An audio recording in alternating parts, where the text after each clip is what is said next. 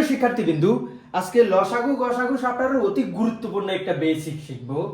যে কোনো দুটি সংখ্যার গুণফল, যে কোনো দুটি সংখ্যা গুণ করলে যে ফলটা বাহির হয়, ওই সংখ্যা ধরে এই দুটি সংখ্যার লসাগু আর গসাগু গুণ করলে একই ফল বাহির হবে।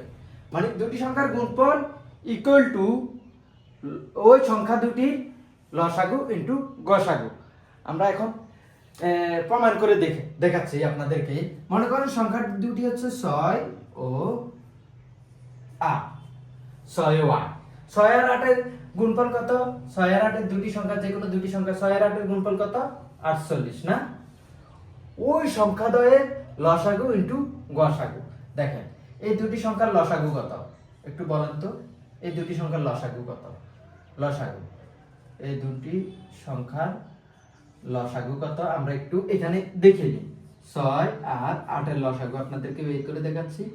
2, 3 আর 4, আবার 2, 3 আর 2, 2 2 4, 4 2 8, 3 8 24। কত হয়? 2 গুণ 2 গুণ 3 গুণ 2, 24। তাহলে 6 আর 8 এর লসাগু কত বাইরে নিছে?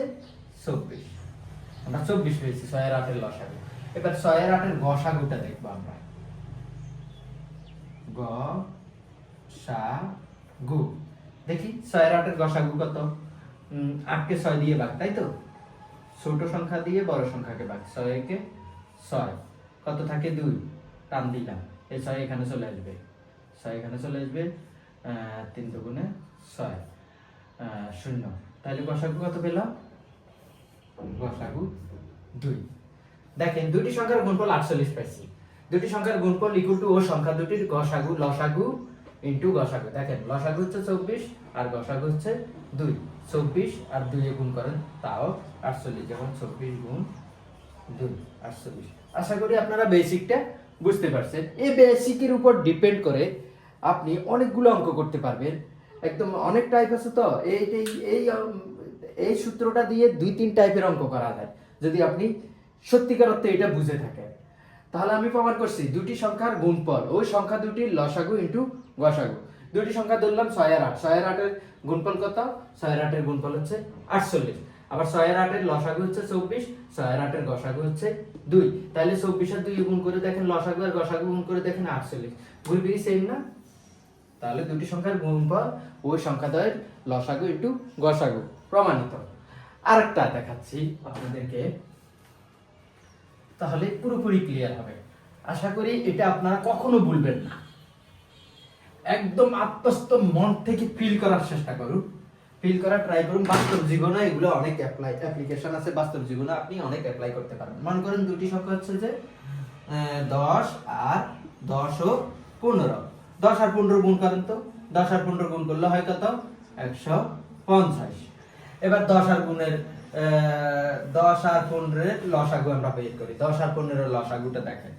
10 আর 15 বাই করুন তো, 5 দিয়ে দেন। 5 দুগুণে 10, 3 5 15। 10 3 30। তাহলে লসাগু কত পেয়েছি আমরা? লসাগু পাইছি 30।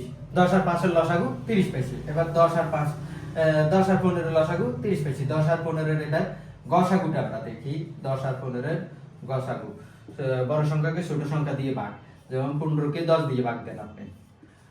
10 কে 10, 5 হয়, তাহলে টান দেন, এই 10 এখানে চলে আসুক, 5 দুগুণে 10। তাহলে কত পাইছি? গসাগু 5 পাইছি। এবার দেখেন তো 10 আর 15 এর গুণফল হচ্ছে 150। আবার লসাগু আর গসাগু, 10 আর 15 এর লসাগু গসাগু গুণ করেন। 10 আর 15 এর লসাগু গসাগু 30 গুণ 5, তাও তো আমরা 150 পাই। প্রমাণিত না? এটা আপনারা লিখে রাখেন, খাতায় নোট করে রাখেন। এই বিষয়টা আসলে না জানলে আপনি অনেক টাইপের অঙ্ক পারবেন না। একদম আত্মস্থ করে পেলেন, ভিতর থেকে ফিল করেন। অঙ্ক হচ্ছে আসলে ফিল করার বিষয়। আপনি যখন অঙ্কের সত্যিকার মজা, নির্যাসটা নিতে পারবেন, বুঝবেন, অঙ্ক হবে আপনার সবচেয়ে ফেভারিট, সবচেয়ে প্রিয় সাবজেক্ট।